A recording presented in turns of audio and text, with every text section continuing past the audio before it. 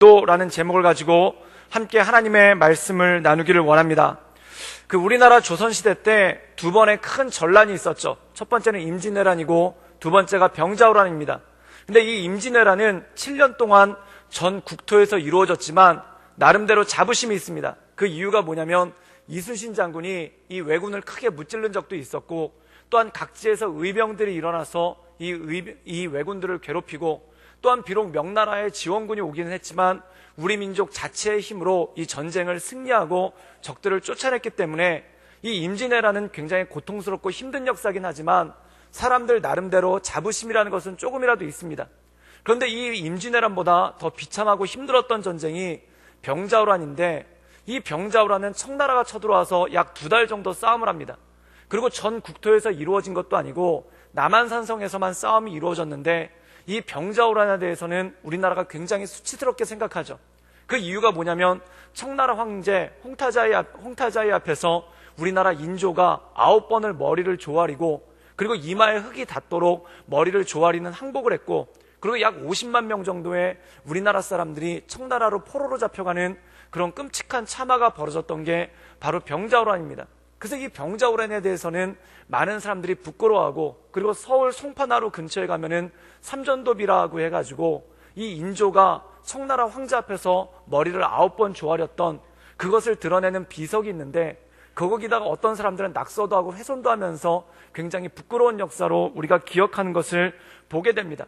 그런데 이 병자호란이 일어났던 것을 보면은 이 청나라 황제 홍타이지가 먼저 쳐들어온 게 아니라 용골대라는 이 한반도에 정통하고, 그리고 이 한반도에 대해서 잘 알고 있는 장군이 먼저 10만군을 이끌고 옵니다.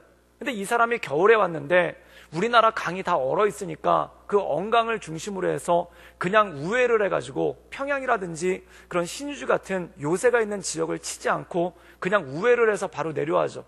그래서 얼마나 빠르게 내려왔는지 이 인조가 조선 왕이 그 의정부 정도에 이르렀을 때 그 청나라가 왔다는 사실을 알았다고 합니다. 그래서 도망갈 데가 없으니까 강화도로 도망가기는 늦었고, 그래서 송파나루를 건너서 이 남한산성으로 도망을 가죠. 그래서 그때 함께했던 군사가 한 14,000명 정도가 된다고 하는데, 이 산성의 산세를 의지해서 10만 대군을 이 14,000명 정도 되는 군대가 막아선 겁니다. 그런데 그때 막아서면서 한 가지 희망이 있는 게, 여기서 지키고 있으면 각지에 있는 군대가 동원돼서 이들이 와서 이 포위망을 풀어주지 않겠는가라는 그런 생각을 하면서 기다리고 있었는데, 들을수록 안 좋은 소식만 들리죠. 그게 뭐냐면 처음에 경상도 방면에서 지원군이 왔는데 오다가 섬멸을 당했고, 그 다음에 전라도 방향에서 지원군이 왔는데 그 지원군은 오던 도중에 군량미랑 탄약이 떨어져서 중간에 후퇴를 했다는 겁니다. 그리고 더 안 좋은 소식이 뭐냐면 강화도까지 점령이 돼서 거기 있던 세자와 세자빈이 잡히게 되는 그러한 일도 생겼죠. 근데 무엇보다도 두려웠던 게 뭐냐면 이 청나라 황제 홍타이지가 오고 있다는 겁니다. 이때 용골대가 어떤 첩보를 보냈냐면은, 홍타이지 청나라 황제가 오는데 우리가 청나라 황제가 오기 전까지 너희가 항복을 해야지, 그렇지 않으면 어떤 참화가 이 땅 가운데 벌어질지 아무도 예상할 수 없다. 그리고 이 용골대라는 사람이 나는 조선을 굉장히 좋아하고 조선을 굉장히 좋게 생각한다. 그래서 내가 인정을 베풀면서 포위만 하고 있는데, 만약에 우리 황제가 오게 되면은 이 황제가 경노해가지고 조선에 어떤 참화가 벌어질지 모른다. 그래서 이 조선에서 남한산성에서 지키고 있었던 군대에게 있어서 가장 큰 공포가 뭐냐면 홍타이지가 오고 있다, 이 청나라의 황제가 오고 있다라는 소문이 굉장히 마음 가운데 두렵고 큰 공포였다는 겁니다. 그래서 이 용골대라는 사람도 공격을 많이 한 게 아니라 그냥 이 남한산성을 포위만 하고 있고, 그리고 주변에서 오는 조선군만 경멸을 하면서 이 계속 했던 소문이 뭐냐면 홍타이지가 오고 있다, 이 청나라 황제가 오고 있는데 이 청나라 황제가 도착하는 순간 어떤 일이 벌어질지 아무도 모른다. 그리고 청나라 황제가 항복하지 않는 것에 대해서 엄청나게 화가 나가 있다. 그래서 이 얘기가 남한산성 안으로 들어가기 시작하니까 사람들이 술렁거리기 시작하고, 우리가 목숨이라도 부지하려면은 청나라 황제가 오기 전에 항복해야 되지 않겠는가, 이런 술렁술렁거리는 분위기가 굉장히 컸다고 합니다. 그리고 이 홍타이지가 남한산성에 도착하니까 거기서 채 5일을 버티지도 못하고 그냥 항복을 해서 이 삼전도의 굴욕이라는 그런 엄청난 수치를 당하는 그런 일이 있었죠. 그러고 나서 우리나라가 당했던 일들은 뭐 이로 말할 수가 없습니다. 약 50만 명 정도의 사람들이 포로로 청나라로 끌려갔는데, 그때 심양에서 노예 매매가 이루어졌던 기록을 보면은 약 60만 명의 조선인들이 노예로 매매되었다. 지금도 60만 명의 사람이라면은 엄청나게 많은 숫자 아닙니까? 근데 이 조선시대 때 지금 인구의 반의 반도 안 되는 그때 60만 명의 사람들, 그것도 노인들과 어린아이들은 잡아가지들 않고 20대에서 40대까지의 사람들만 60만 명을 잡아갔는데, 그들이 이 청나라로 끌려가지고 노예 매매가 되고, 그리고 어디까지 끌려갔는지도 모르고 돌아온 사람들은 10만 명도 안 되는 그런 어려운 가운데 빠졌던 것이 바로 조선의 현실이었죠. 근데 그때 이 남한산성에 포위되어 있으면서, 용골대한테 포위되어 있으면서 가장 두려웠던 소식이 뭐냐면 홍타이지가 온다, 청나라 황제가 온다라는 소식이 가장 공포스러웠다고 합니다. 근데 오늘 이 말씀 가운데 보면은 예루살렘 성이 이 아수르 군대에게 포위가 됩니다. 근데 어떻게 이 말씀을 묵상하다 보니까 남한산성이랑 너무 비슷한 상황이 이 말씀 가운데 벌어져 있는 거예요. 그래서 이 열왕기 하에 나타나 있는 아수르와 히스기야의 전쟁이, 예루살렘의 전쟁이 18장과 19장 두 장에 걸쳐서 나오게 되는 것을 보게 됩니다. 그리고 17장에 보면은 북이스라엘이 호세아라는 왕을 마지막으로 해서 완전히 멸망되게 되죠. 그리고 이 북이스라엘이 어떤 일을 겪었는지가 17장에 자세히 기록이 되는데, 이 북이스라엘이 사마리아가 포위당하고 그리고 멸망당한 다음에 이 10개 지파, 북이스라엘을 구성하고 있었던 유다와 베냐민 지파를 제외한 나머지 10개 지파들이 뿔뿔이 흩어지게 됩니다. 그리고 이 사마리아 성에 아수르 사람들이 거주하였다라는 기록이 나옵니다. 근데 여기서 이 전쟁이 끝난 것이 아니라 이 아수르 군대가 남하를 하죠. 근데 이 아수르 군대가 어떻게 남하를 하냐면 예루살렘만 빼놓고 그 주변에 있는 성읍들을 다 정복을 해버립니다. 그리고 이 사렙이라는 사람이 어디에 주둔하고 있었냐면 예루살렘 남쪽에 있는 라기스라는 곳에 주둔을 하고 있습니다. 근데 이 라기스에 주둔하고 있었던 이유가 뭐냐면 이집트에서 구원병이 오니까 이 이집트에서 오는 구원병을 막기 위해서 예루살렘 남쪽에 있는 라기스에 주둔하고 있고, 그리고 여기 보면 랍사게라는 군대 장관이 나오는데 이 랍사게한테 병력을 보내서 예루살렘을 포위하게 하더라는 겁니다. 근데 이 랍사게는 사람은 어떤 사람이냐면 유대인의 언어, 히브리어에 굉장히 능통한 사람입니다. 그리고 유대 사정에 대해서 너무나도 잘 알고 있었던 사람이 바로 랍사게죠.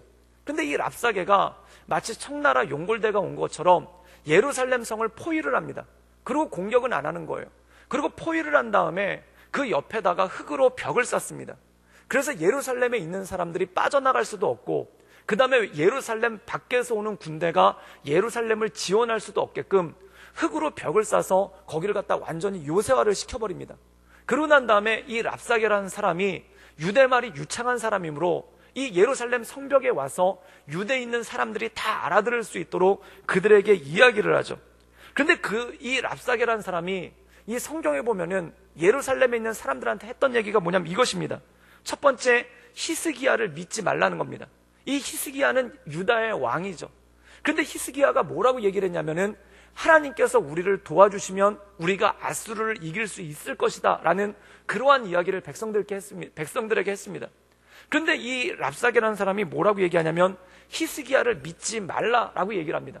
히스기야는 너희들을 구원할 수가 없다. 그리고 히스기야가 믿는 하나님 역시 너희를 구원할 수가 없다라고 얘기합니다. 그리고 뭐라고 얘기하냐면 항복하면 목숨만은 살려주겠다. 대신 너희가 너희 조상들의 땅인 이 예루살렘과 유대에는 살 수 없다. 그리고 너희들은 뿔뿔이 흩어지게 될 터인데 흩어지게 되면은 목숨은 부지할 수 있다. 그러나 예루살렘과 이 유대 지역에서는 살 수 없다라는 그러한 협박을 합니다. 그리고 이것을 듣고 이 예루살렘이 그 안에 있는 것을 보게 되죠. 그러고 난 다음에 이 랍사게라는 사람이 끊임없이 했던 얘기가 뭐냐면 사네립, 아수르의 왕이 오고 있다. 지금 나는 너희들에 대해서, 이 사람은 유다 말을 할 줄 아는 사람 아닙니까? 즉 다시 말해서 유다에 대해서 친근감이 있는 사람이라는 겁니다. 그래서 이 사람은 뭐라고 얘기를 하냐면 지금 내가 왔으니까 포위만 하고 너희들에게 항복하라고 이렇게 얘기를 하고 있지, 만약에 우리 황제 사네립이 오면은 너희는 아무도 살아남을 수가 없다. 근데 중요한 게 뭐냐면 지금 라기스의 사네립이 기다리고 있는데 너희가 항복하기만을 기다리고 있다는 거예요. 근데 만약에 너희가 항복하지 않고 이 사네립이 군대를 동원해서 올라오기 시작하면은 이 예루살렘에 남아있는 사람들 중에 살아남을 사람이 아무도 없다라는 이런 협박을 계속해서 하는 모습이 그 말씀 가운데 나오더라는 것입니다. 그런데 이때 이 히스기야와 예루살렘에 있는 백성들이 어떤 반응을 보였는가? 성경에 보면 이런 말씀이 나옵니다. 모두가 잠잠했다라고 나옵니다. 즉 아무도 술렁거리거나 아무도 말을 하지 않고 모두가 가만히 있었다는 겁니다. 그리고 말씀 가운데 보면은 히스기야가 자기의 왕복을 찢고 그리고 배를 허리에 동인 다음에 여호와의 전에 올라가서 기도했다라는 말이 나옵니다. 그리고 그때 선지자 이사야가 와서 이 히스기야에게 하나님의 말씀, 예언의 말씀을 전해주죠. 그것이 뭐냐면은 바로 이것입니다. 바로 이것입니다. 뭐냐면 너희는 두려워하지 말라는 겁니다. 그리고 사내립이 이 예루살렘에 와보지도 못하고 자기 본국으로 돌아갈 텐데 본국으로 돌아가면 거기서 암살당하게 될 것이다 라는 그러한 말씀을 한다는 겁니다. 그런데 히스기야와 예루살렘 백성들이 그 말을 듣고 안도를 해요. 그런데 그 말을 듣고 안도를 하자마자 약간 불행한 일이 생기기 시작합니다. 그 불행한 일이 뭐냐면 이 사내립이라는 사람이 라기스에서 주둔하고 있다가 이집트 군대가 올라오는데 그 이집트 군대를 경멸을 시킵니다. 그래서 예루살렘 포위를 풀어주기 위해서 이집트 군대가 올라오다가 그들이 경멸을 당하고 그 다음에 라기스에서 이 이집트 군대를 경멸시킨 사내립이 비로소 군대를 이동시켜서 예루살렘을 향해서 천천히 다가오고 있다는 겁니다. 그리고 이 사람이 예루살렘을 향해서 천천히 다가오면서 말 그대로 예루살렘은 도간에 든 쥐죠. 이 랍사게라는 사람이 예루살렘 주변에다가 엄청난 요새를 건설해놨기 때문에 예루살렘 사람들이 탈출을 할 수도 없고 또한 외부에서 올 수 있는 사람들이 접근할 방법도 없는데 그나마 외부에서 올 수 있는 가장 확실한 우군인 이 이집트가 오다가 경멸을 당했기 때문에 아무도 도와줄 수가 없더라는 겁니다. 그래서 도간에 든 쥐처럼 갇혀있는데 이 도간에 든 쥐처럼 갇혀있는 예루살렘을 향해서 이 랍수르 왕 사네립이 군대를 천천히 이동시켜서 한 걸음 한 걸음 다가오고 있더라는 겁니다. 그런데 그때 이 예루살렘 사람들이 느꼈던 공포, 그리고 이 히스기야가 하나님의 말씀을 들었음에도 불구하고 그들이 단 하나 기대하고 있었고 단 하나 고대하고 있었던 이집트 구원병들이 경멸당했다는 소식을 들었을 때 얼마나 마음 가운데 낙심이 왔겠습니까? 그런데 그런 이 예루살렘에 있는 거민들을 바라보면서 이 사네비라는 사람이 편지를 한 통도 보냅니다. 그 편지의 내용이 뭐냐면은 첫 번째가 이것이죠. 혹시 하나님께서 너희를 지키시겠다는 이 선지자의 말을 듣더라도 너희는 그것을 믿지 말라라고 얘기합니다. 그리고 또 뭐라고 얘기하냐면 수많은 나라들이 자신들의 신을 의지했지만 아수르 왕 앞에서 저항하는 모든 나라들은 이미 다 무너졌다. 이런 편지를 보내고 지금 서서히 진군하는 모습이 바로 이 아수르 왕 사네립의 모습이었다는 것입니다. 사랑하는 여러분, 그렇다면 이 히스기야는 어떤 결단을 해야 될까요? 분명히 하나님의 말씀은 이 전쟁에서 이기게 될 것이다 라는 하나님의 말씀이 나왔다는 겁니다. 그런데 하나님의 말씀은 전쟁에서 이길 것이라는 건데 이길 만한 기미가 아무것도 보이진 않는다는 겁니다. 일단 예루살렘에 있는 병력 가지고는 이길 방법이 없고 또한 그들의 유일한 희망이었던 이집트 군대도 오다 경멸당했고 그리고 주변에 있는 유다 성들이 다 정령을 당해서 구원군을 보낼 그 아무도 없는 상태에서 이 사네빌이라는 사람이 천천히 전진해 오고 있는데 도대체 누구의 말을 들어야 되고 누구의 말을 믿어야 되겠는가? 사랑하는 여러분, 이것이 바로 사람이 힘들고 어려운 거 아니겠습니까? 더 힘든 건 무엇이겠습니까? 하나님은 눈에 보이지 않는다는 겁니다. 그런데 문제는 뭐냐면 이 사네립의 군대의 숫자는 18만 5천 명이나 되는 이 군대가 진군해 오는 징조, 멀리서부터 그들이 다가오고 있는 이 징조는 눈에 보이고 이것은 실질적인 위협이라는 것입니다. 사랑하는 여러분, 우리가 이 세상을 살다 보면은 우리 신앙에 있어서 연단을 겪을 때가 있습니다. 그 연단이 뭐냐면 하나님은 우리에게 승리를 말씀하시지만 불행하게도 하나님은 보이질 않습니다. 그리고 우리에게 파멸을 이야기하는 적들은 천천히 다가오고 있는데 그 적들은 너무나 강대하고 그들은 우리 눈에 너무나 잘 보인다는 것이죠. 그렇다면 사랑하는 여러분, 성경에 나오는 믿음의 사람들은 무엇을 받는가?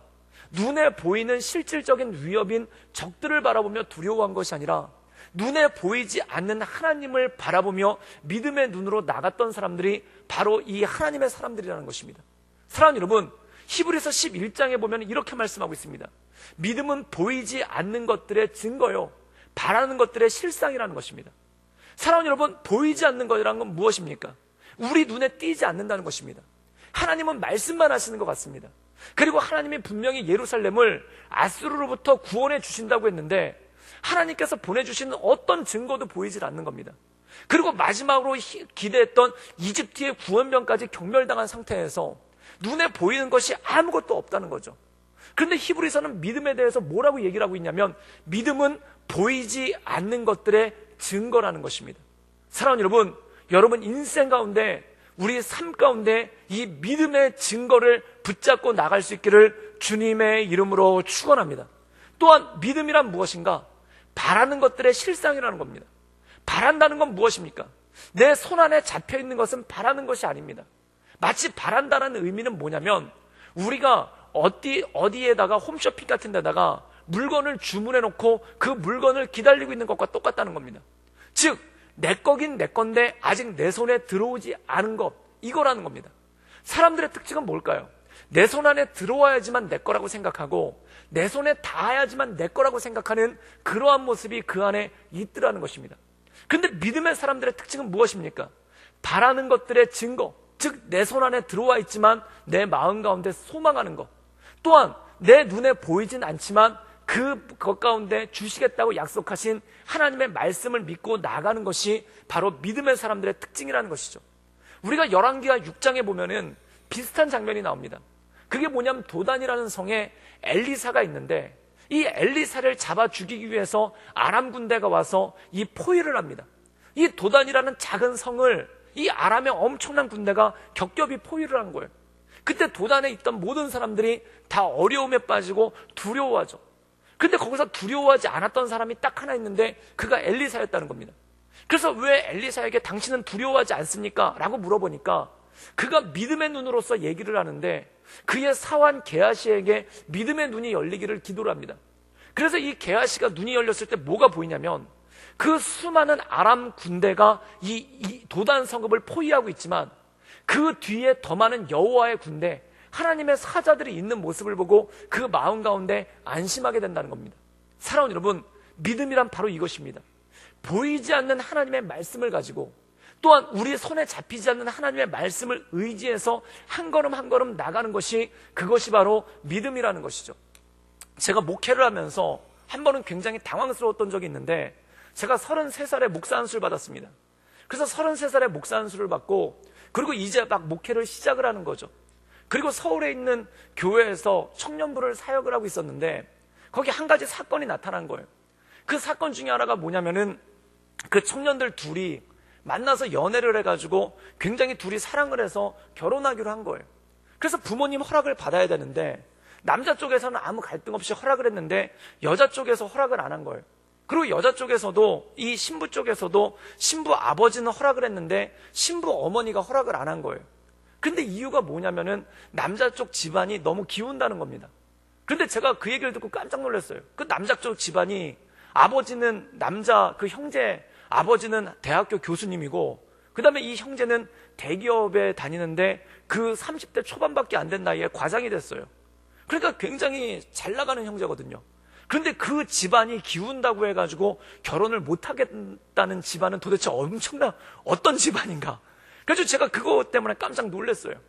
그런데 그 신분의 집안이 말 그대로 어마어마한 집안이더라고요.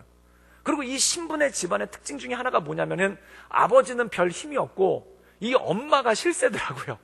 그래서 이 엄마, 그 신부 어머니네 집안이 정말 말 그대로 어마어마한 집안이고 정말 대단한 집안이더라고요.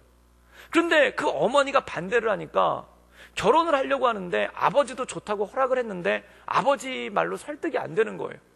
그래가지고 이 결혼을 하지를 못하는 상태에서 있는데 어느 날 갑자기 어떤 그 전도사님이란 분이 저를 찾아왔다는 겁니다. 그 전도사님이란 분이 찾아와가지고 저한테 얘기를 하는데 이분이 누구냐면은 그 신부 어머니랑 굉장히 친분이 있다는 여자 전도사님이에요. 근데 그 여자 전도사님이 찾아오더니 저한테 설명을 쭉 하시는 거예요. 그 여자분네 집안이 얼마나 대단한 집안인 줄 아느냐. 그 여자분네 집안은 엄청난 집안이다. 게다가 또 뭐라고 얘기를 하냐면은 그런 얘기를 하는 거예요. 뭐냐면은 교단에서도, 이 집안이 교계에서도 굉장히 영향력이 커가지고 이 집안을 통해서 세워진 교회만 몇 개가 되고, 그 다음에 이분이 전화만 걸면은 아는 목사님들 엄청나게 많더라는 거예요. 그래서 그런 얘기를 갖다가 이분이 한번 쫙 해주고, 이렇게 제가 보면 어떻게 보면 랍사계처럼 이렇게 얘기를 다 해주고, 그리고 돌아가셨어요. 그리고 그 다음날 이 어머니가 진짜 전화가 온 겁니다. 그래서 그 어머니가 전화로 와가지고 딱 얘기를 하시는데, 뭐라고 얘기를 하냐면은 딱 한마디, 제가 그 집안이 얼마나 대단한 집안인지는 그분한테 다 들었죠. 그 먼저 왔던 전도사님한테 다 들었으니까 얼마나 두렵고 떨리겠습니까? 그래서 전화를 받았는데 이분이 딱 이런 말씀을 하는 거예요. 본인이 아무리 반대해도 이 애들이 듣지를 않으니까 이 애들을 막을 수 있는 분은 목사님밖에 안 계십니다 라고 얘기를 하는 거예요. 그래서 뭐라고 얘기하냐면 저한테 대본을 주시더라고요. 그 대본 내용이 뭐냐면은 그 둘을 앉혀놓고 기도를 하라는 거예요. 그리고 기도를 한 다음에 뭐라고 얘기하냐면, 하나님께서 너희들에게 말씀하시는데 너희들이 결혼하지 않는 것이 하나님의 뜻이다, 그렇게 얘기를 하라는 거예요. 그래서 저는 하나님의 음성을 그분을 통해서 듣게 될 줄은 꿈에도 몰랐습니다. 너희들이 결혼하지 않는 게 하나님의 뜻이다. 그리고 만약에 너희들이 결혼하면은 하나님의 저주를 받아서 엄청나게 불행한 삶을 살게 될 것이다. 그러니까 이거는 하나님의 뜻이니까 결혼하지 말아라 라는 얘기를 저더러 하라는 거예요. 그래서 이분이 신신당부를 하면서 하는 얘기가 뭐냐면은, 본인이 전화했다는 얘기는 절대 하지 말고, 본인한테 무슨 연락을 받았다는 얘기는 절대 하지 말고 목사님 혼자 지고 가시라는 거예요. 그래서 저한테 이 어머니랑은 전혀 상관이 없고 처갓집 식구랑은 아무 상관이 없고 제가 혼자 기도하다가 하나님의 음성을 들었는데, 하나님의 음성이 너희들이 기도하다가 너희들이 결혼하면 불행해질 테니까 결혼하지 않는 게 하나님의 뜻이니까 절대 결혼하지 말아라 라고 저더러 하나님의 뜻을 전하라는 겁니다. 제가 그 얘기를 듣고 나서 그분이 뒤에 붙이는 게 있는 거예요. 그리고 우리 집안에 대해서는 어제 가셨던 전도사님으로부터 들었을 줄 압니다. 근데 이분이 뭐라고 얘기를 하냐면은, 자기가 힘이 미약해서 누구 인생을 잘 되게 할 수는 없지만 막는 거는 할 수 있다는 거예요. 그때 제 나이가 33살, 이제 막 목사 안수를 받고 나가는데 딱 그 얘기를 들은 거예요. 그러면서 뭐 유수한 목사님들, 그때 저희 교회에 있었던 담임 목사님 이름까지 언급을 하면서 그렇게 얘기를 하면서, 목사님 올해 안수 받으셨죠? 그리고 저에 대해서도 조사를 다 끝내셨더라고요. 그래가지고 목사님 올해 안수 받으셨죠? 그리고 앞날이 창창하고, 그리고 뭐 얘기를 누구누구한테 얘기를 들어보니까 목사님 참 앞날이 창창하시다고 들었는데, 만약에 이런 작은 일 하나 때문에 목회 인생이 막히신다면 얼마나 하나님께서 안타까워 하시겠습니까? 막 그러면서 그런 걱정까지 해주시더라고요. 근데 그 얘기를 듣는 순간 가슴이 철렁 내려앉는 거예요. 진짜 말 그대로 가슴이 내려앉는 거예요. 그때부터 갈등이 엄청나게 오기 시작하죠.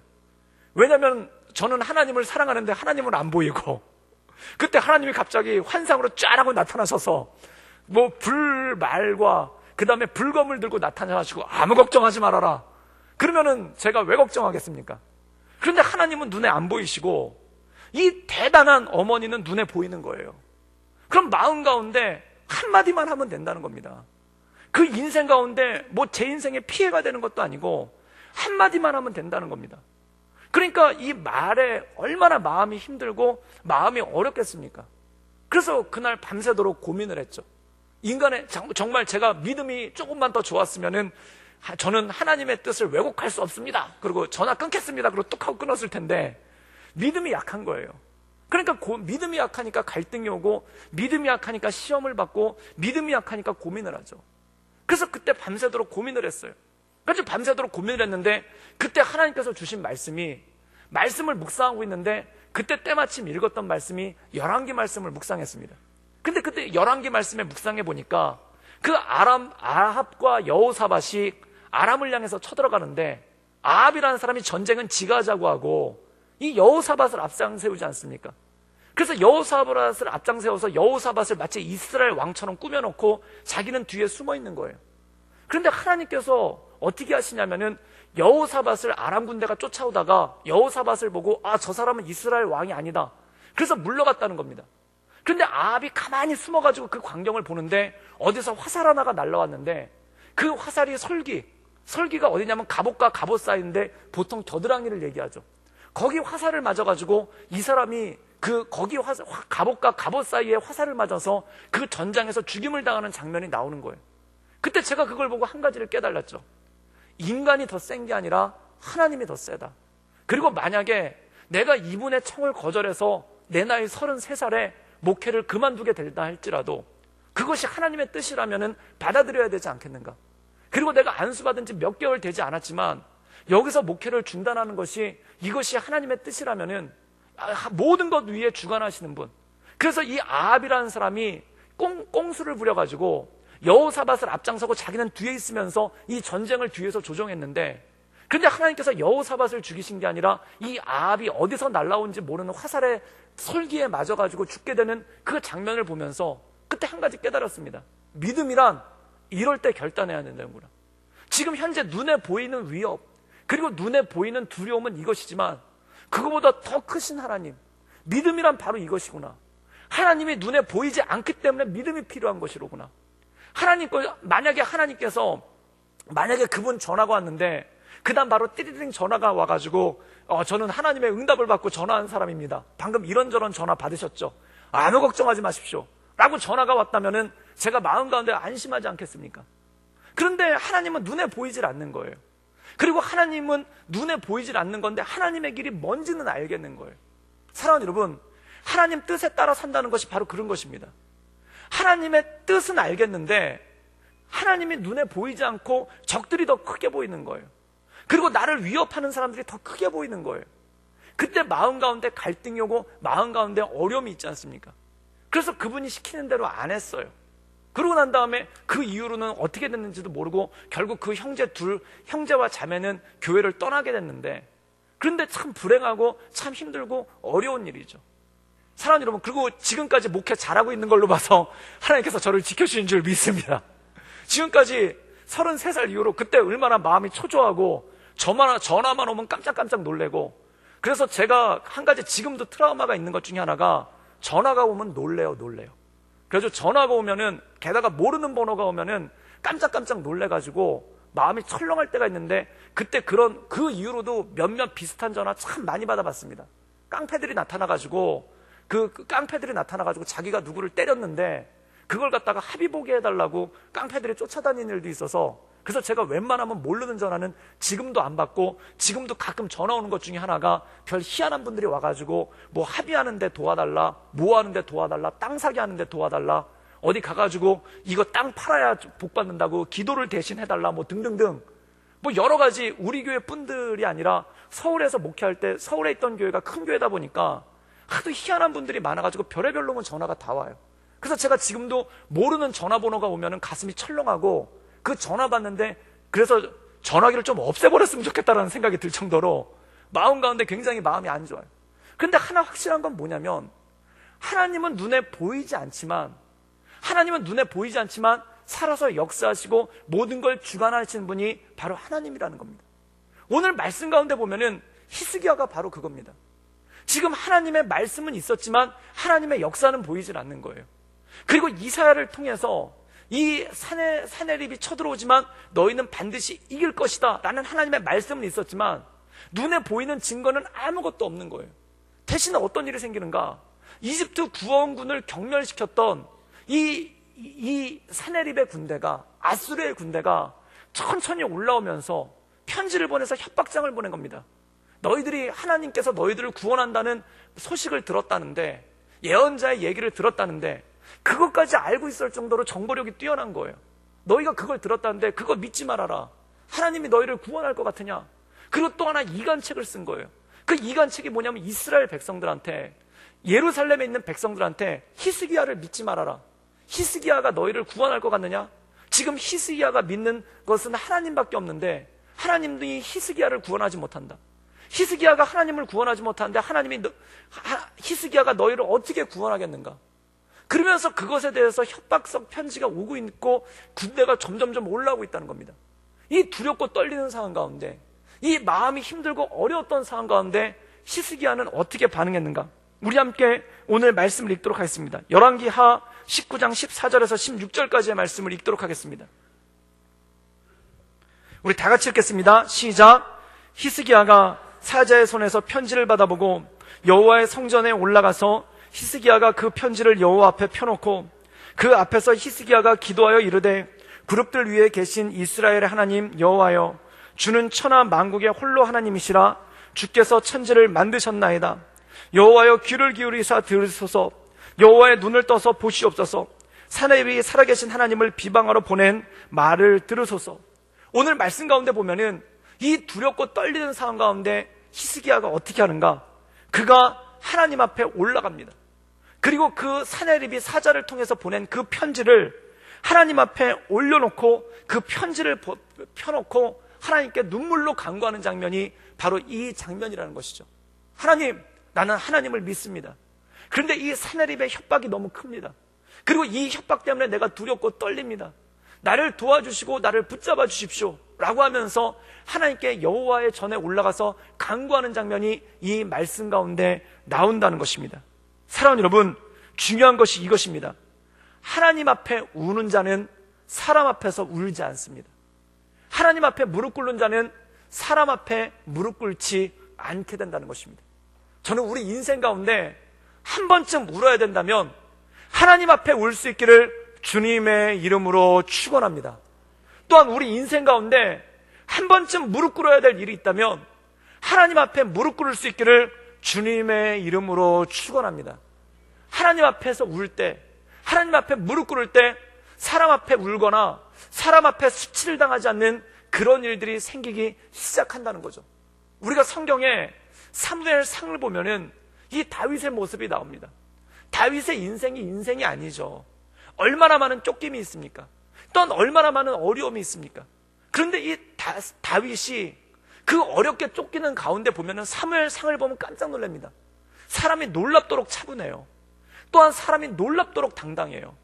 거기서 보면 여러 가지 배신도 당하죠. 우리가 잘 아는 라기스라는 곳에서 거기서 배신도 당하고 거기서 블레셋 사람들로부터 거기 있는 거민들을 구해줬는데 거기서 배신당하는 일도 생기고 그때도 의연해요. 그리고 그가 아둘람굴에서 쫓기다가 이 사울이 와가지고 그 앞에서 잠을 자고 용변을 보는 일이 2번이 생기는데 그때도 의연하다는 겁니다. 그리고 그가 어디로 가든지 의연하고 당당한 모습으로 서나가는 것을 보게 되죠. 그런데 그의 상황이 아닌 거예요. 근데 시편을 보면은 그가 사무엘상에서 어떻게 그렇게 의연하고 당당할 수 있었는지가 잘 나옵니다. 시편에 보면은 전체 시편 150편 중에 약 50여 편이 다윗의 시예요.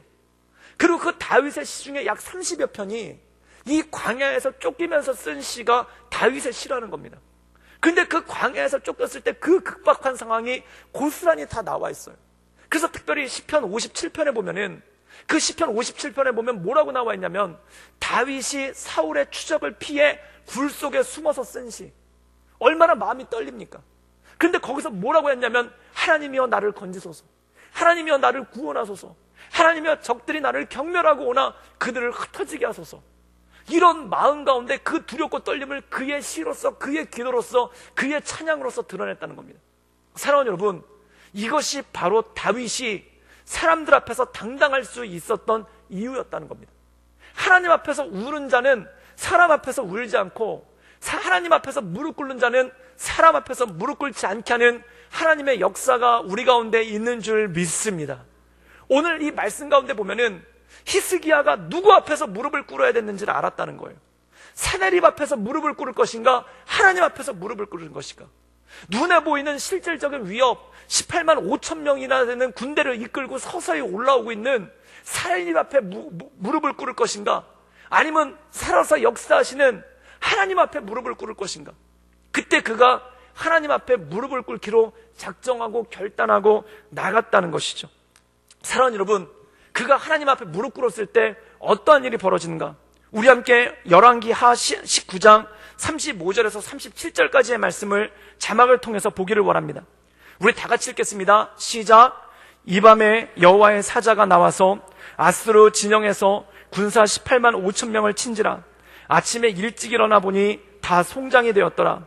아스루 왕 사네립이 떠나 돌아가 니느웨에 거주하더니 그가 그의 신 니스록의 신전에서 경배할 때에 아드람 멜렉과 사라셀이 그를 칼로 쳐 죽이고 아라랏 땅으로 그들이 도망하매 그들이 엘사랏돈이 대신하여 왕이 되니라.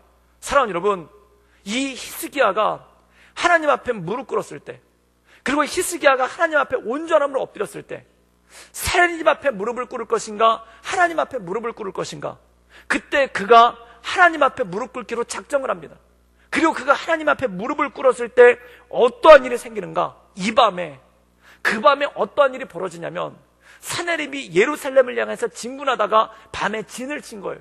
근데 그 밤에 어떤 일이 벌어졌냐면, 하나님의 사자가 나와서 아수르 진영에서 군사 18만 5천 명을 친지라.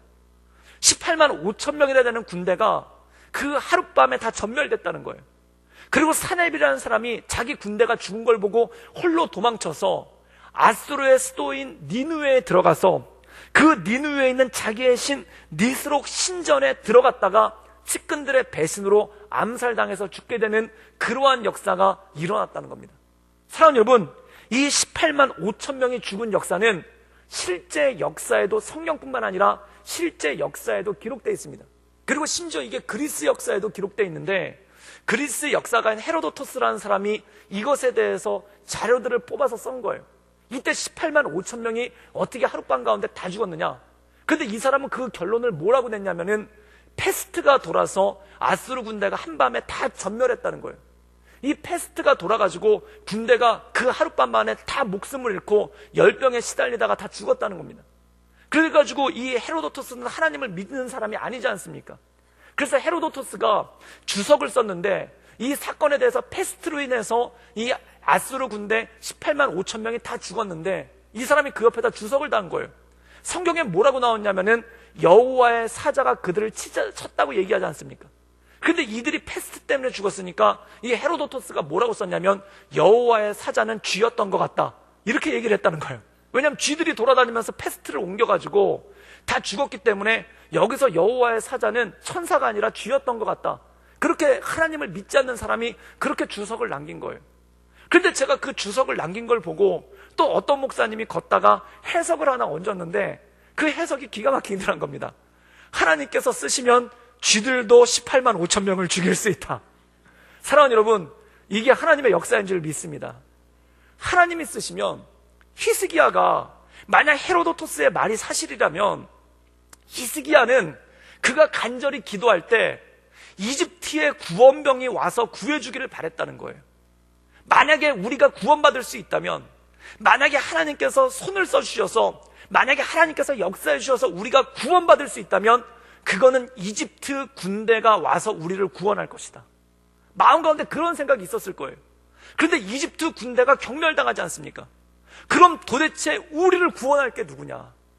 지금 우리를 구원할 구원병을 보낼 때가 단 아무도 없는데, 사방을 둘러보아도 우리를 구원할 군대가 단 하나도 없는데, 도대체 누가 우리를 구원할 거냐? 그런데 사랑하는 여러분, 헤로도토스의 말대로라면 쥐들을 통해서 구원하시는 하나님의 역사가 있는 줄 믿습니다. 이게 하나님의 역사인 거예요. 시편에 보면 이런 말씀이 나옵니다. 내가 산을 향해 눈을 들리라, 나의 도움이 어디서 올꼬? 내가 산을 향해서 눈을 들리라, 나의 도움이 어디서 올꼬? 사랑하는 여러분, 사방을 봤는데 나의 도움이 올 것이 하나도 없었다는 거예요. 지금 히스기야가 이 예루살렘에 포위되어 있으면서, 하나님 우리를 도와주십시오. 그럼 하나님이 도와주신다면 이집트를 보내서 도와주실 것입니다. 이집트를 보내주십시오. 이집트를 보내주십시오. 아마 전 국민들이 다 손을 붙잡고 우리가 구원받으려면 이집트다, 그래서 이집트 군대를 보내주십시오. 이집트 군대를 보내주십시오. 이렇게 기도하고 있지 않습니까? 그런데 그렇게 간절하게 기도하고 있었는데, 이 이집트 군대가 경멸당했다는 소리를 들었을 때, 이제 끝났구나, 이제 우리의 구원이 어디서 오겠는가? 그때 이들의 탄식이 시편에 나오는 것처럼, 내가 산을 향해 눈을 들리라, 나의 도움이 어디서 올꼬? 내가 산을 향해 주변을 살펴보리라, 나의 도움이 어디서 올꼬? 아무리 내 생각과 내 계획으로 살펴봐도 도움이 올 것이 단 한 군데가 없는 거예요. 내 주변을 아무리 둘러봐도 나를 도와줄 만한 군대를 보낼 것이 단 한 군데도 없는 거예요. 그런데 하나님의 역사는 어떤가? 진짜 헤로도토스의 말대로라면 쥐들을 보내서 그 히스기야와 예루살렘 성에 있었던 군사들이 기대하고 있었던 이집트의 군대가 아닌, 이집트의 군대를 보내서 구원해 주시는 게 아니라 쥐들을 보내주셔서 구원을 하셨다면 이것이 하나님의 역사가 아니겠습니까? 사랑하는 여러분, 하나님의 역사는 예측할 수가 없다는 겁니다. 우리 마음 가운데 요렇게 해주시면 내가 구원을 받겠구나, 요렇게 해주시면 내가 살겠구나, 요렇게 해주시면 내가 도움을 받겠구나. 그런데 그것들이 하나씩 하나씩 꺾이기 시작하는 거예요. 그것들이 하나씩 하나씩 도움의 손길들이 올 곳이 없어지는 거예요. 사람은 이런 게 있어요. 어려움을 당할 때 전화 명부를 쫙 앞에다 놓고 요 사람한테 전화 걸면 도움이 오겠구나, 저 사람한테 전화 걸면 도움이 오겠구나. 그래서 전화를 하나씩 돌려보는 거예요. 그런데 죄송합니다, 안 되겠습니다. 저기 도와드리겠는 마음은 좋겠는데 못 도와드리겠습니다. 잠깐만 기다려 보십시오. 전화 드리겠습니다. 그런데 전화가 안 와요. 그래서 전화해 봤더니 그 전화기가 꺼졌대요. 답답하지 않습니까? 그때 마음 가운데 절망을 느끼는 거예요. 기대했던 사람들이 하나둘씩 떠나갈 때, 기대했던 상황들이 하나둘씩 빠져나가기 시작할 때, 그때 탄식을 하는 거죠. 내가 산을 향해 눈을 들리라. 나의 도움이 어디서 올꼬? 근데 그 도움이 어디서 오는가? 천지를 지으신 여호와에게서로다. 하나님께서 어떤 방법을 쓰시든지, 하나님께서 어떤 방법을 쓰시는지, 하나님께서 내가 전혀 기대치 못했던 것, 내가 전혀 예상치 못했던 것, 또한 내가 전혀 바라보지 못했던 그 상황들을 통해서 하나님께서 나를 도와주고 나를 인도해 주신다는 것입니다. 사랑하는 여러분, 때로 우리가 살다 보면은 벼랑 끝에 밀리는 것 같은 느낌을 받을 때가 있습니다. 왜냐하면 다 하나씩 안 된다는 거예요. 다 하나씩 안 된다는 거예요. 병원에 입원해 보잖아요. 그럼 진짜 벼랑 끝에 쓴 것 같아요. 얼마나 겁을 많이 주는지, 진짜 이러다 내 인생 끝나는 거 아닌가 싶은 정도로 뭐가 하나씩 자꾸 떨어져 나가는 거예요. 이거 치료가 안 됩니다. 통증을 완화시킬 수 있지만 더 나아지지는 않을 겁니다. 그리고 조금 더 지나면 이 기능이 없어질 겁니다. 조금 더 지나면 걷기가 힘드실 것입니다. 조금 더 지나면 앉기도 힘들 것입니다. 조금 더 지나면은 어떻게 될 것입니다. 그런 얘기 들을 때마다 내가 희망을 품고 있었던 거 하나가 다 하나씩 뚝뚝뚝 떨어져 가는 것 같은 거예요. 처음에는 희망을 갖다 희망 노트가 있죠. 요렇게 하면 살겠구나, 요렇게 되면 살겠구나, 요렇게 되면 내가 도움을 얻겠구나. 그 희망 노트가 있는 거예요. 그래서 그 희망 노트를 놓고 하나님 요렇게 하면 살겠습니다, 하나님 저렇게 하면 살겠습니다, 하나님 요렇게 하면 해결될 것 같습니다. 그런데 그렇게 간절히 기도했는데 그 희망 노트가 하나씩 지워지는 거예요. 마음 가운데 절망이 오기 시작하는 거예요. 마음 가운데 두려움이 오기 시작하는 거예요. 도움을 줄 곳이 아무것도 없구나, 도움을 줄 곳이 아무것도 없구나. 자녀를 키우다가도 그런 느낌을 받지 않습니까? 애가 좀 좋아지겠거니 안 좋아지는 거예요. 상담을 받아봤더니 얘는 좋아질 수가 없다라는 거예요. 또 어디 가서 물어봤더니 될 수가 없다는 거예요. 가능성이 없다는 거예요. 희망이 하나씩 뚝뚝뚝뚝뚝 떨어져 가는 거예요. 많은 분들이, 제가 간증을 했지만 전 진짜 공부 되게 못했습니다. 고등학교 3학년 때, 고등학교 2학년 2학기 때 성적이 54명 중에 53등이었고, 그리고 고등학교 1학년 때 그때 정말 공부를 열심히 해서 무려 10등이나 올랐어요. 44등. 근데 저희 어머니가 고3 때 선생님한테 가가지고 상담을 받고 왔죠. 얘는 갈 대학이 없습니다. 얘는 갈 수 있는 대학이 없습니다. 어떤 대학도 대학이라는 이름 붙은 데는 국내에서 갈 데가 없습니다. 그때 저희 어머니가 희망이 하나씩 뚝뚝뚝 떨어지는 거예요. 고3 부모한테 갈 대학이 없다는 말만큼 더 힘들고 더 절망스러운 말이 어디 있겠습니까? 희망이 하나씩 뚝뚝뚝 떨어져 가는 거예요. 사랑하는 여러분, 어렸을 때 자식 키울 때 얼마나 많은 희망을 가지고 키웁니까? 얘가 큰 인물이 되겠거니 한 10살쯤 되면 큰 인물은 고사하고 평범한 인물이라도 되거라. 그리고 나중에는 평범한 인물은 고사하고 남들 따라가기라도 해라. 이렇게 되자 희망이 하나씩 뚝뚝뚝뚝 떨어지는 거예요. 희망이 하나씩 재해지는 거예요. 마음 가운데 절망이 오기 시작하죠. 나의 도움이 어디서 올까? 나의 도움이 어디서 올까? 내가 산을 향해 눈을 들리라. 나의 도움이 어디서 올까? 그런데 전혀 뜻하지 않았던 것, 전혀 예상치 못했던 것, 전혀 내가 생각해보지도 못했던 것, 그것이 희망이 될 거라고는 전혀 예상치도 못했던 것, 거기서 하나님의 역사가, 거기서 하나님의 일이, 거기서 하나님의 일들이 시작되기 시작한다는 겁니다. 그래서 시편은 이렇게 고백하고 있죠. 내가 산을 향해 눈을 들리라. 내 도움이 어디서 올까? 나의 도움은 천지를 지으신 여호와뿐이로다. 천지를 지으신 여호와뿐이로다. 사랑하는 여러분, 하나님의 역사, 내 모든 기대가 끝났을 때, 내 모든 소망이 끝났을 때, 내 모든 바라던 것들이 끝났을 때, 내가 단 하나 신락 같은 희망을 품고 있던 그거마저도 꺼져버렸을 때, 그때 전혀 예상치 못한 곳에서 우리에게 소망을 주시고, 우리에게 희망을 주시고, 우리에게 능력을 주시는 것, 그것이 바로 하나님의 역사라는 것입니다. 그러므로 사랑하는 여러분, 낙심치 않기를 주님의 이름으로 축원합니다. 믿었던 사람이 전화가 안 돼요. 그래도 낙심치 않기를 주님의 이름으로 축원합니다. 그 전화 안 받는 사람들 얼마나 마음이 괴롭겠습니까? 해줄 수 있는 건 없고 본인 능력도 없고, 그러나 내 모든 것을 통해 역사하시는 그 하나님을 바라보며 나의 도움 되시는 하나님, 나의 능력 되시는 하나님, 내 소망 가운데 아무것도 내 머릿속에서 떠오르는 아무런 희망도 없고 내 마음속에서 바라볼 아무런 희망이 없어도 내가 전혀 예상치 못했던 것들로 나에게 새로운 소망을 주시고 새 일을 이루시는 그 하나님을 바라보며 하나님의 은혜 가운데 역사하기를 주님의 이름으로 축원합니다. 제가 이 말씀을 읽으면서 헤로도토스의 해석이 가장 정확하다. 여호와의 사자, 진짜 쥐라면 그거만큼 더 큰 역사가 어디 있겠는가. 이집트 군대도 경멸시키지 못했던, 그 당시 세계 최강이라고 불리우던 이집트 군대도 경멸치 못했던 그 아수르의 군대를 쥐들이 경멸시켰다면 이거만큼 큰 하나님의 역사가 어디 있고 이거만큼 예측하지 못할 하나님의 역사가 어디 있겠습니까? 사랑하는 여러분, 이 하나님의 역사, 내 모든 것을 뛰어넘어, 내 모든 생각을 뛰어넘어, 내 모든 계획을 뛰어넘어 역사하시는 그 하나님을 바라보며 믿음 가지고 나갈 수 있기를 주님의 이름으로 축원합니다. 그래서 믿음인 겁니다. 그 믿음 가운데 날마다 승리하며 나가는 우리 모든 성도들 되시기를 주님의 이름으로 축원합니다. 함께 기도하시겠습니다. 이 시간 함께 기도할 때